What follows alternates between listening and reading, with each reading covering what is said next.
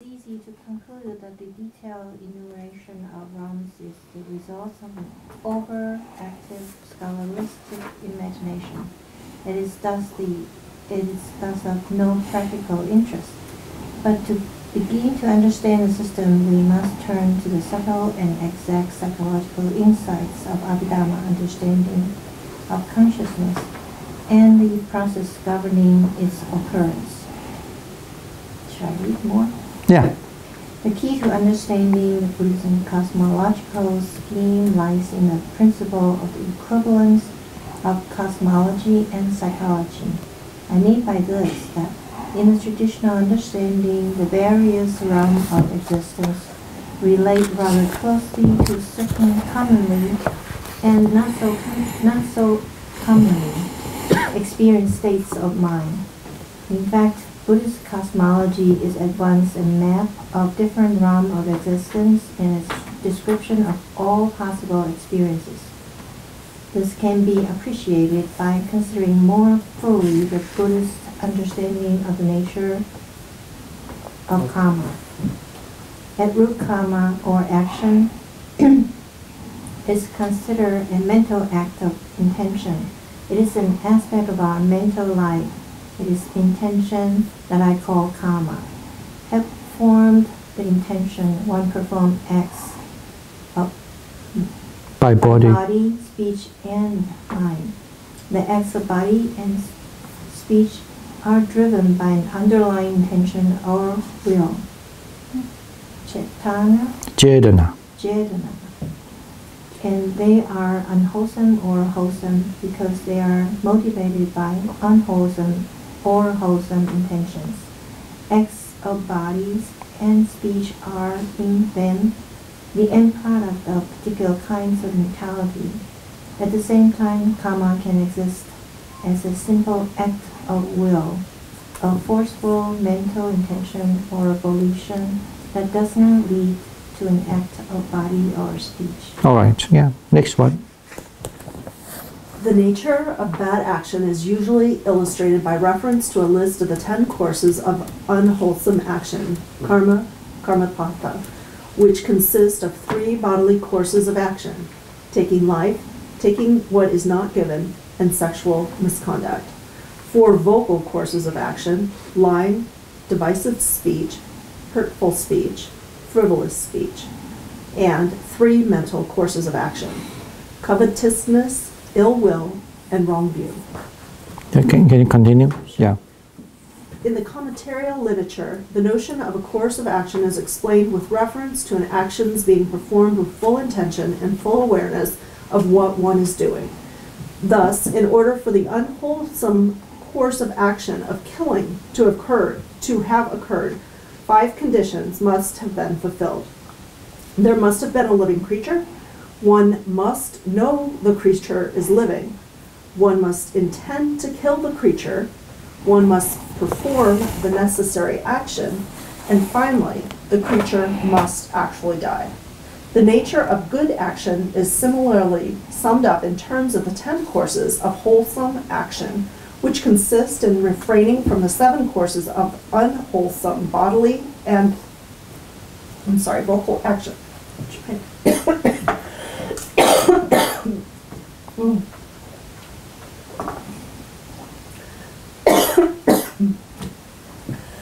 Could you please take it? Yeah, I can. Yeah, sure. All right, thank you. For the mental causes of action. Mental courses of action, desirelessness, kindness, and right view.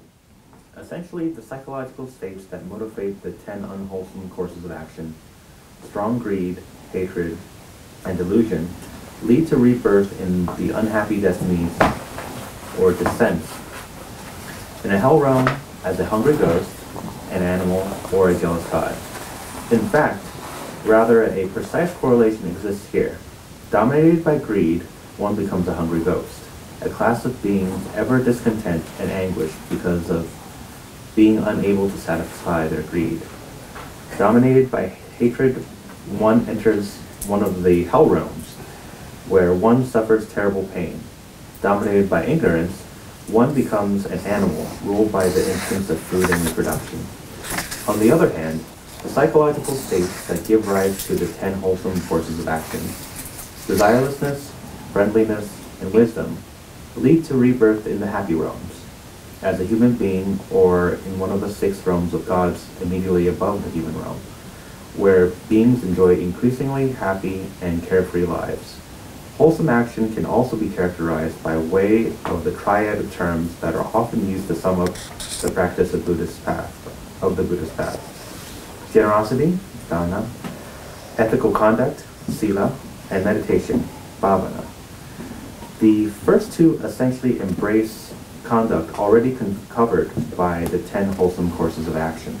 The third term takes us into a rather different territory and refers to the cultivation of various spiritual exercises of contemplation and meditation in order to develop states of deep peace and concentration. Samadhi, samatha, jhana, and insight and wisdom, vipassana and panya. As a result of attaining these states to different degrees, one is reborn as a Brahma in one of the realms of pure form. Essentially, such beings are thus conceived of as existing, absorbed in states of meditation. All right. I think why don't we just take a little, why don't we just hold here, see any question or any comment? When you're born in the pure form, can you continue to create karma? No. No, you're because only using actually, very funny thing, the Buddha said, there was a there was a text in Anguttara Nikaya saying that basically there were questions about the Buddha, how come you know so much, is it true? And the Buddha answered to Sariputta, that showed that actually Sariputta hasn't passed away yet. That time the Buddha was 80 years old. This is how we know actually the Sariputta passed away is after the Buddha 80 years old, or maybe even 80 years old. So he told the Sariputta actually saying that, I was born, that means the Buddha was born in many, many realms, but never be born in the pure abode. You know why? He was born in any type of heavens before, so according to his understanding, he could read his past life, right? He could read his past life for billion years, not just normal people only read his past life for 1 year or 2 years, no 1 lifetime or 2 lifetimes, but he could read billion lifetime. So, and he said, you know why? Because the pure board is only for person who actually cannot attain Arahant or like equivalent to Arahant, but they're really, really good, but just whatever reason they cannot reach the Arahant like final nirvana. So, and that's why they were born in pure board. Pure board is only the place for Sango in Chinese, the third fruit, mean for people who were born there. So if the Buddha were born there, he would be Arahant already, then he would not be a Buddha. Or in other words, you could say the Bodhisattva definitely don't want to born in the pure board. Okay, Bodhisattva don't want to. Pure board is only place, and in one of the texts that describe the pure board is pretty boring place for what we understand. The person who build the pure board, they stay there. Its pure board is in the 4 jhana place, okay, and stay there as a being, but they don't move. The life doesn't move, like a tree, and the tree is kind of like a dead tree. So that's the reason why, according to the Buddhist way of understanding, if you attend the Anagami, that means you are in the third fruit. Definitely they say, I want to attain Arahant soon. I will give up everything. And then because I don't want to be born pure board. And you live the billion years. But but however, in the pure board, when they die, on the verge of dying, then attain Arahant. Yeah. So pure board is only for that. Kind of like on the verge of their death. Yeah, on the verge of their death. Yeah. So pure board is that's over. The whole thing. Then you attend Arahant. Yeah. Yeah. So they'll never become a Buddha. No, never become Buddha, but he will become like Arahant, mean the attain of fully the enlightenment, the full enlightenment. Yes, a complete enlightenment, I would say. But then you look at, but according to description, say that when you're born, they were like static for billion years. So, but it's called pure because it's really pure. That's why I call people born. And the Buddha said he'd never be born there before. Is the Buddhist nirvana different from Arahatsi nirvana? Same. Nirvana is the same. So the only ability and power is different. As when they manifest, as say that when their karma in the past? No, yeah, you could say it's a karma because well, maybe best to say this. Say that you could be both reach to the same nirvana, but the ability is different. Why the ability different? Because the way you brought up, you could say karma is because the way you brought up, your past life, to make you to brought up in this way, and then how your mind was thinking. Even though you reach the state, you cut off all your defilements, like we back here, the topic like your anger, your delusion, your ignorance, you cut it off, but then still your ability is different. Say that you were a sport woman, and then somebody is a writer. I know you cannot say I attend Nirvana now, so I want to be writer, and then you be sport woman. No, you cannot exchange that. But it's only different. You cut off all the defilements, right? Right. So the Buddha is believed to be in the past. He had accumulated so many, and he was supposed to be attend Arahant. He didn't want to, so he rather stay. Billion life to come to become the Buddha at that point. So of course, once he become a Buddha, his supernatural power, everything is so refined, so different from the Arahant. Why does any being want to be a Buddha then if you reach the same nirvana as Arahant? Don't ask me. Nowadays the Mahayana definitely think that is worth to do that, and I don't know. Still, and that's the reason why they don't want to tell too much about Arahant. They would think, if you know too much about Arahant, you say, why I want to be a Bodhisattva, just be Arahant enough. Oh, your mind is small. You didn't see the big picture. How wonderful one day when you become the Buddha, how powerful you could be. I think it's a... But isn't that greed? I thought, but they mainly say because Buddha want to come back to save people. No. No, the Buddha cannot come back to save people. Not come back, but he's teaching and try to teach you to... No, the Buddha... For suffering. No. The Arahant can do that. But why only the Buddha? The Arahant can do that. But when Arahant's over, it's when over. When they reach... The Buddha has more long-term influence after his death even. So, anyway. No, I definitely know that. I know what you mean, but I want to just correct the way that the Buddha don't come back, okay? The only difference is, so it's, in all tradition Buddhists believe, that actually agree the same thing. None of it, we are not talking, don't think, because this is Pali Buddhism. No, all traditions actually agree. They attend Arahant, they attend Nirvana. The only difference is that the Buddha attend Nirvana, he has so many, you could say, privilege or power that the Arahant doesn't have.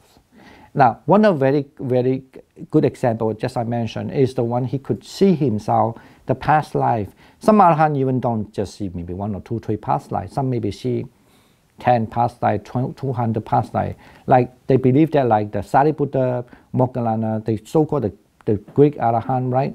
He could see, 500 past life or 5 billion, I forgot that there's a number. But the Buddha is million past life. So the difference is like somebody suddenly become really top. Some is just like, okay, I finished my job, And do you want to be that top? I mean, of course, that's still, depends on how you look at it. In the earlier time, it never really, it's believed that never the idea was like being like has to be follow the Buddha, be the Buddha, never be the idea. That's agreed by all. But some say maybe just a small amount of people think, okay, I don't want to be Arahant, I still want to be Buddha. So, but later on, I believe this is actually not only theological, not only a theory, Buddhist theory, but it's more like society reason. Imagine that when the Buddhism in a certain time that come to a point that everybody think I want to be Arahant, yeah, it's true, because then people will have no time to think about like helping the other people. Not that they don't, but I want to finish my say that, you know, my job first, that in society will create a little missionary risk problem. Not necessarily is bad, that thing, but unfortunately lay people especially still want you better not just focus yourself and practice. More think about me, I have problem, try to help me more. And actually, Buddhism also agree when the person, when any practitioner, when they try to help you, he also do good thing and good for the other. That agree with that too. If from early Buddhism do not agree with that, of course there might be. And they, you know, that's the reason why the earlier time of thinking about the Bodhisattva idea, it's very clear. Even in Mahayana, in early Mahayana, if you look at the history, or even a textual study, mostly from lay people, because they much concerned about something else. You know, like a scientist, you cannot just go on the lab all the time and then invent something really marvelous. So these lay people don't need that. Yes, they need some of them, but not all of you are going there. You know what I'm saying? And I can relate. If I'm lay people, I definitely think it's true. You know, what? At the end, you just found something how to purify the water? But my water is so good now. I don't need to purify water to drink more better. But is it also social? Because, say, if a country is constantly in turmoil, then people are really looking into some salvage from able bodies. And then, rather than seeing them going different way, they want to be those people to be more involved. It is. For example, like, you know, like a tribal people nowadays, let's say they be prosecuted, what they would do is they try to hide themselves, and they don't want to generate a kind of retaliate. They don't want to say call for war. Now we've been prosecuted, so why don't we just, you know, what and but you know, especially in American type of even movie, whatever, they rather see you, oh, you be prosecuted, come on, go to ask other people help you, fight back, you know, that's what it's, you know, it's really the value, it's the value about that is very different, you know. That's the reason why the somehow like Bodhisattva idea would think you need to fight, but maybe Arhan will say, you know, even though you fight, next life again, the fighting again, fighting again, fighting again. Depending on how you look at it, you could see a big pictures. If you believe that, then what's used to the fight? Because ultimately it will never ending, you know. But some other pictures, I mean, especially in the West, when you talk about Buddhism in the West, I think they definitely prefer the next one. That means you go to fight, and you have to. That's why it definitely will change the Buddhist understanding too. I myself see a lot hugely. Like before I came to live here, and now I live here. I still, if you ask me, I still think that value is really important. That you need to introduce that value. But in a society, I still somehow I need to hold something. I don't want to talk about it. Not that I don't agree with it, because I think they won't get it. You know what I'm saying? And this, if I just allow that happen again and again, of course it will change me too. But then later on, the arahantship is become less important. You know what I'm saying? No. I say, okay, let's back to the book first. Any other question with the book? With what we have read? No.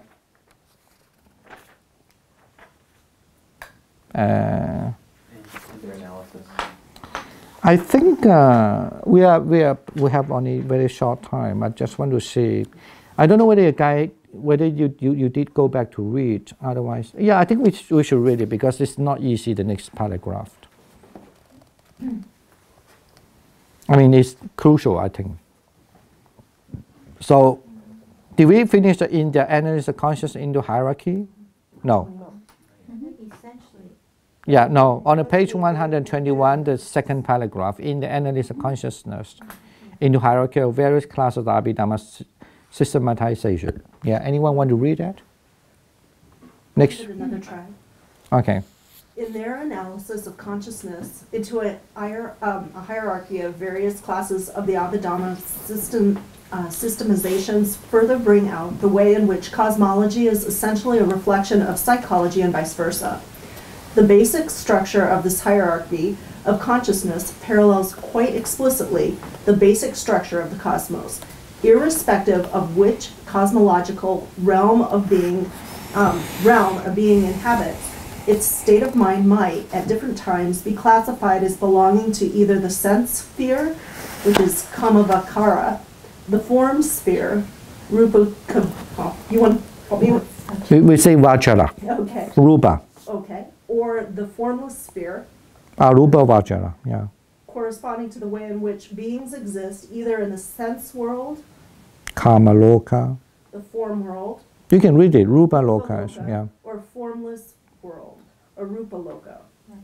Moreover, in detailing the types of consciousness or states of mind that beings reborn in the various realms are able to experience or have access to, the Abhidhamma provides a further indication of the parallelism between the psychological order and the cosmological order. Beings in the lowest realms, hell, animals, hungry ghosts, and asuras, can only experience sense sphere consciousness. Beings in the human realm and the heavens of the sense sphere characteristically experience sense sphere consciousness, but can, in special circumstances, for instance when attaining dhyana, experience form and formless sphere consciousness. The basis of existence in the form and formless worlds is form and formless sphere consciousness, respectively. But the beings born there also experience certain forms of both wholesome and unwholesome sense sphere consciousness, but not those associated with hatred and unpleasant feelings. The logic governing this arrangement is as follows. A being in one of the lower realms must experience at least a modicum of wholesome consciousness, for otherwise he or she would be stuck there forever, never able to generate the wholesome karma necessary to bring about the rebirth in a higher realm. Similarly, beings in the Brahma worlds must experience some unwholesome consciousness, otherwise they would be forever reborn in these blissful realms where no unpleasant bodily or mental feelings ever occurs, escaping dukkha permanently rather than only temporarily, albeit for an eon or two. Finally, beings such as humans who are in the middle are evenly poised. They may experience the most unwholesome kinds of consciousness, or they may experience the most wholesome. They may go right to the bottom or right to the top. All right, thank you. Thank you. Are you sure that you want to read all next one? Do you want to read it? Okay. That's in sum, yeah. I'll take it first. Thus, in sum, one can say that Buddhist cosmology takes the form of a hierarchy of certain realms of existence related to certain kinds of mentality. The dynamics of the system viewed from the perspective of the human realm might be stated along the following lines. When a human being experiences unpleasant mental states, such as aversion, hatred, or depression, then there is a sense in which that being can be said to be experiencing something of what it is like to exist in a hell realm. In other words, he makes a brief visit to the hell realms. When those unpleasant states pass, as they inevitably will, the being will return to the mental states natural to human beings, a mental state which is understood to be essentially wholesome and pleasant. But if those states of aversion, hatred, and depression become the habitual states of mind for that being, the danger is that he will end up visiting the hell realms for rather longer than he might have envisaged. In other words, when the wholesome conditions that placed him in the human realm are exhausted and he dies, he might find himself not just visiting the hell realm, but being reborn there. Similarly, if a human being should have a somewhat intense experience of such happy states of mind as friendliness and generosity, then that is to experience briefly how it feels to be a deva in one of the various heaven realms immediately above the human realm. Once more, if those states of mind become habitual and second nature to that being, he is likely to be reborn among those devas. If a being experiences the even more subtle and refined states of mind associated with the various levels of meditation, the so-called dhyanas, he temporarily visits the Brahma worlds. If he becomes a master of dhyana, he can be reborn as a Brahma. Such is a world system. But world systems are not static. They themselves go through the vast cycles of expansion and contraction across the vast aeons of time. According to the Abhidharma and commentarial traditions of both the Theravadins and Sarvastivadins, world systems contract in great clusters. Buddha Gosa in his Visuddhimagga speaks of a billion world systems contracting at a time. And when they contract from the bottom upwards, the lower realms of a world systems disappearing first. An ancient passage introduces this process of expansion and contraction as follows. Now there comes a time when after a long period of time, this world contracts. When the world contracts, beings are, for the most part, born in the realm of radiance. There they exist made of mind, feeding on joy, self-luminous, moving through the air, constantly beautiful. Thus, they remain for a long, long time. Okay. So, shall we just read one more paragraph? Do you want to read it? Yeah. According to both traditions, the passage quoted, referring as it does to the rebirth of beings in the realm of radiance. You could just skip that at the time of the word. Where is it? Oh, skip that? Yeah, you can read it fine. Yeah, a rhyme. Yeah. Corresponding in the psychological hierarchy to the level of the second dhyana, at the time of world contraction, describing this contraction as a result of destruction by fire. This fire starts in the lower realms of the sense sphere, and having burnt up these, it invades the form realms, but having burnt up the realms corresponding to the first dhyana, it stops. The realms corresponding to the second, third, and fourth dhyanas and the four formless realms are thus spared the destruction. But destruction by fire is not the only kind of destruction. Merely the most frequent water and wind also wreak its havoc. When the destruction is by water, the three realms corresponding to the second dhyana are included in the general destruction. The destruction by wind invades and destroys even the realms corresponding to the third dhyana.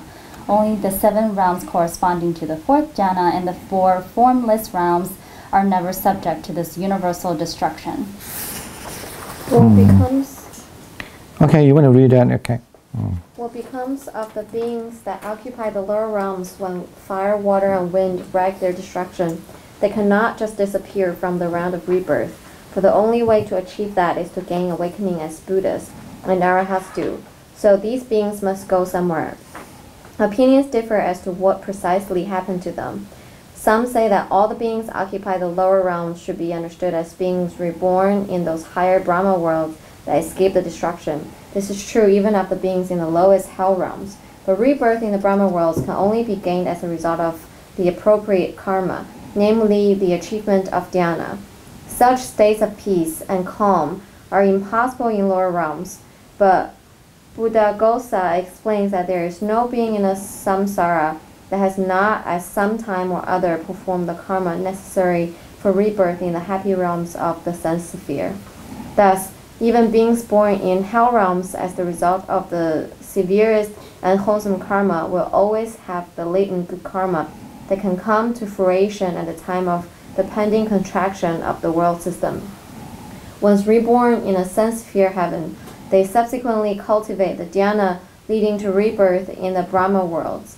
On this view, all beings must at some time have dwelt in the Brahma realms corresponding to the second, third, and fourth dhyanas, and periodically, though the periods may be of inconceivable duration, all beings return to these realms. But according to others, such as Vasubandhu and Dhammadipa, at the time of destruction, hell beings whose unwholesome karma is not exhausted are reborn in a world system not in the process of contraction. Okay. Why don't we read the next paragraph, then we can sum up this. Yeah. Such mystic accounts may seem fantastic, yet embedded within them are important points of Buddhist thinking. such as, for example, the suggestion that all beings have the latent potential to attain and indeed have some distant knowledge and experience of the condition of the fourth dhyana. The condition of the mind in the fourth dhyana is, according to the classical theory of the stage of the Buddha's path, pivotal to the attainment of the knowledge, awakening knowledge itself. The fourth dhyana represents a particularly clear and open state of mind in which the awakening knowledge can arise. The suggestion that every being in samsara, in some sense, already knows such a state introduced a theme that become particularly significant in certain strain of Indian Mahayana Buddhist thought, and which is especially emphasized in Japanese Zen. I'm referring to the notion of the Dhammadipa, or the inherent Buddha nature of all beings, about which I shall say more in chapter 9. Okay, all right. I mean, because of time reasons, we still can spare 2-3 minutes. Like, any comment? Any? I've got a question. Yeah. I heard you just sort of mention as an aside that people might not believe that you can be reborn into certain dhyanas right now. Does that mean that their theory that Earth is now, like our physical Earth here, is in a state of contraction? Yeah, not only Earth, the whole universe. You could say the galaxy system. Yeah. Actually, in Buddhism, believe that we are still, according to commentary, we are still living in the time that just past the formation. We are living in the time going to destruction. Say if we take the Earth as 4 phases, beginning, and the phases of life, and then the staying, and then the destruction, and then also gone. So actually we are in the destruction. But it doesn't mean that 4 phases is really long time. So I mean, they do have a lot of calculation system, but I never really care about that. So I cannot remember, even though many times I mentioned about that. I should really sometimes really look at it, just to satisfy your curiosity, people, in a contraction. But here, I think maybe your question is like that relate to that. We say not Earth, the galaxy, or you could say the universe. But because here they mention because the word loka, and actually to be precise, when you say the word loka, sometimes it takes mean the whole universe. But sometimes if you use the word called Chakravala, normally that refers to a galaxy. Because it's very clear in the commentary to understand when you say, we do read the term, I forgot how we translate. If you see the Chakravala, so because it did mention in the commentary, say, a certain being, they will never born like a Buddha. If he become a Bodhisattva, that about to become a Buddha at that time, he will never born out of the galaxy. So he will be within the galaxy. And he would not born between the 2 galaxies. Of course, we don't know what is mean by that. We only know he would not born in 2 Chakravala. He would not even born in between. The between mean refer to the dark place. Like, you know, in 2 places, then there was dark. Really vast, big dark. It's still this existence of being there, but it's just really different.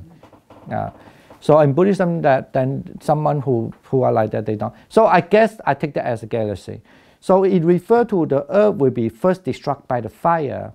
My understanding, it refers to, anyway, the whole one part of galaxy system will be consumed by the fire, burn. And later on, so it's said, believed to be contract, and then something will move forward, like kind of close to the Earth.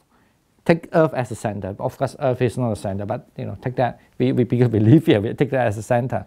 So, and it will contract, and then the whole other galaxy will start the whole other planets or what, but they will burn. And after they burn, they will consume. That's why they say take the water. The water will expand. So it take more into. And after the water, it was the wind element. According to the commentary explained very clearly, so when the water take more vast space, because after it explode, right, the water will be like expand, kind of like wave. But it's like water will just expand, consume the universe, and then at the same time, or you could say consume a part of the galaxy. And at the same time, then one that consume and somehow inside maybe still burning, right? I can imagine that part. So it become the wind, because it would say in the commentary, the pieces will shatter.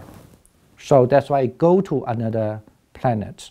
Like, so that's how the third jhana, the being who have the meditation skill in the third jhana, they can be born there, so it will be destroyed. So it say only the safe place, if you look at that, is only from the fourth jhana. But of course, there's another question they were talking about, how about the being in hell? You know, that commentary also talk about that. But firstly, I need to say, for people who are not clear about, Buddhism do not believe the hell as the eternal place as well.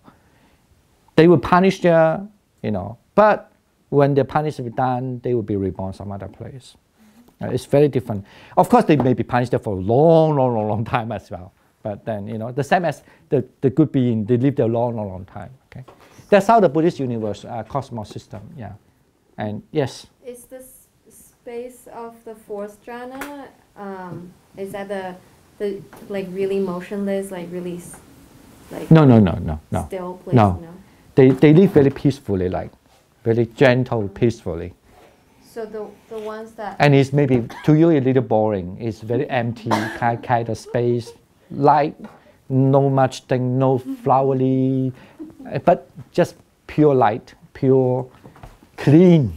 So the space you were talking about earlier, that like they're all. But when you have that mental state, you love it. When you don't have that mental state, you don't like it. What is that place? So boring, you know. when like everything is burned and everyone goes up to the fourth jhana space, is the fourth jhana space the one that we were talking about earlier, where people with like the pure form realm? That's not the formless realm where people go and like achieve nirvana. That's not the same space. No. No, pure form. No. The formless will No. achieve nirvana. No, they don't achieve nirvana. You were saying about a pure board. The pure board is nobody can enter except you have a good karma, like the third fruit. Yeah. That's not pure abode is not the same as like the form and formless. Okay, that's easier to look. And when you look at the table, I mean, of course, if you read it busy, you can leave right now. Don't worry, because the time passed. But no. You have to understand the cosmology. Hey, where is it? You have the chart, right? Oh, 116, thank you.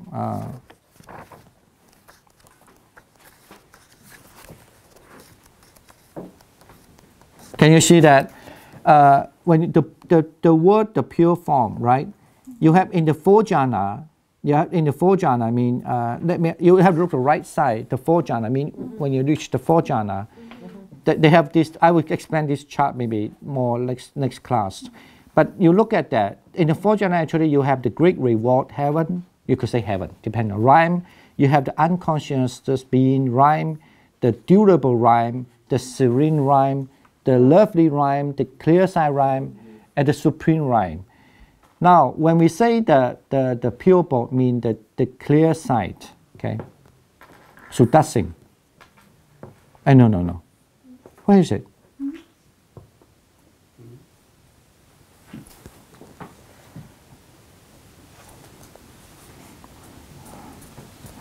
Sudassing, Akani.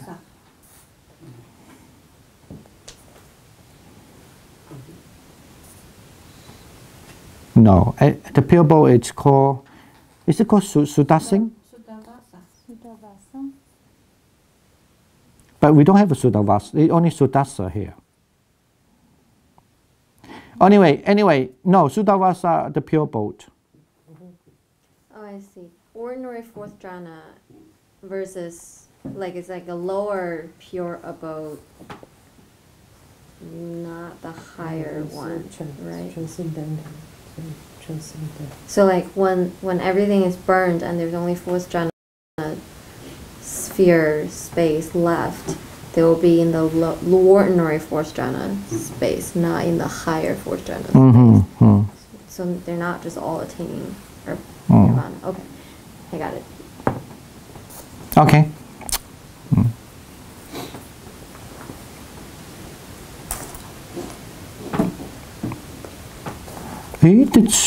But I think that it's okay. I will check that a little bit. Yeah, but later. Yeah. No. Anyway, the fourth jhana. It's but one thing is that the unconscious, right? Unconscious being asanya satta.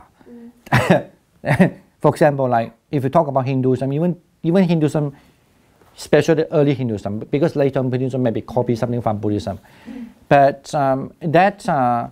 Actually, in early kind of Hinduism, what we understand, if you look at the Buddhist term, they like this kind of meditation state, or to be born in unconsciousness, called unconscious being. But on the contrary, in Buddhism, it is not. Definitely ask you again and again and again, be careful, don't go there. So it's different.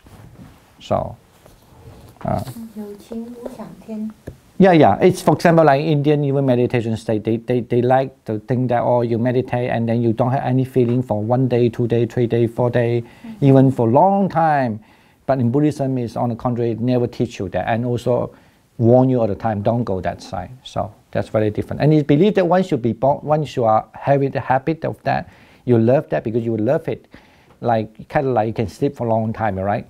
So, and then, even though it's a good place, not just sleeping, like nicely sleep, kind of like nicely mental state, but when you can easily born in unconscious being, which is Buddhism thing, you're wasting your time for such a long thing. Yeah, that's a very different concept too, between Buddhism and then, even though I don't think Hindu in general, I mean, my understanding, they don't have the term for that.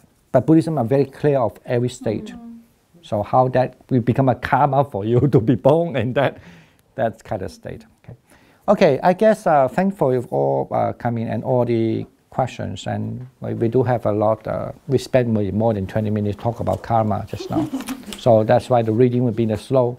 Anyway, that still is a nice discussion. Why don't you just do the transfer, Mary, and then we will end the class now. So Sagarananda.